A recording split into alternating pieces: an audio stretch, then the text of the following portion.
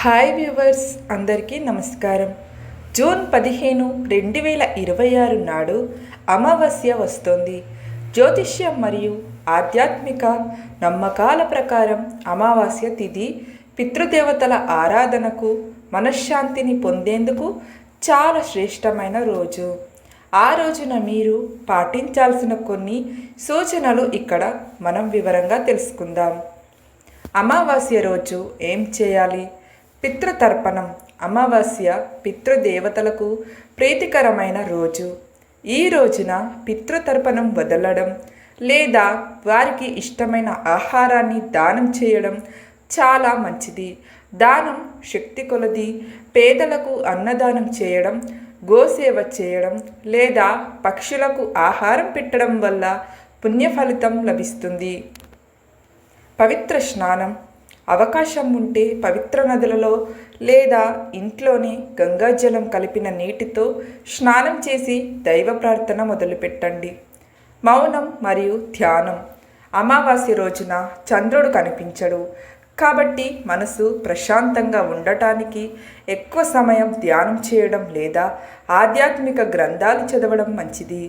ఏ దేవుణ్ణి పూజించాలి అంటే అమావాస్య రోజున మీరు ఈ క్రింది వాటిని ఆరాధించడం శ్రేయస్కరం. శివారాధన. అమావాస్య శివునికి చాలా ఇష్టమైన రోజు.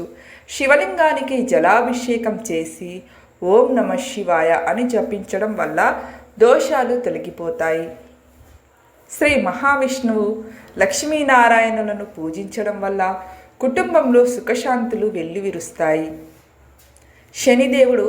జాతకరీత్యా శని దోషాలు ఉన్నవారు ఈ రోజున శనిదేవుణ్ణి పూజించడం లేదా ఆయన ఆలయానికి వెళ్ళడం మంచి ఫలితాన్ని ఇస్తుంది.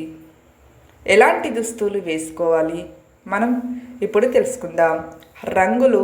అమావాస్య రోజున సాత్వికమైన రంగులను ఎంచుకోవడం చాలా మంచిది. తెలుపు, లేత పసుపు లేదా స్కై బ్లూ వంటి ప్రశాంతమైన రంగులు ధరించండి. నిషేధం. ముదురు రంగులు, ముఖ్యంగా నలుపు లేదా అతిగా మెరిసే రంగులు కాకుండా నిండుగా మరియు మర్యాదగా ఉండే దుస్తులను ధరించడం శుభప్రదం. ఫ్రెండ్స్, మా వీడియోని స్కిప్ చేయకుండా చూడండి. శుభ్రత. పూజా సమయంలో కొత్త దుస్తులు లేదా ఉతికిన శుభ్రమైన దుస్తులను ధరించడం అత్యంత ఆవశ్యం. ఒక చిన్న సూచన: అమావాస్య రోజున కొత్త పనులు ప్రారంభించడం కంటే పాత బకాయిలు తీర్చుకోవడం లేదా ఇంట్లోని అనవసరపు ఖర్చులు, అనవసరపు వస్తువులను తొలగించడం ద్వారా ప్రతికూల శక్తిని దూరం చేస్తుంది. ఫ్రెండ్స్, మా వీడియోస్ కనుక మీకు నచ్చినట్లయితే ఒక లైక్ కొట్టి షేర్ చేసి ఓం నమః శివాయ అని చిన్న కామెంట్ చేయండి. అలాగే మరిన్ని మంచి మంచి వీడియోస్ కోసం మా ఛానల్ని సబ్స్క్రైబ్ చేసుకోవడం మాత్రం అస్సలు మర్చిపోకండి. ధన్యవాదములు.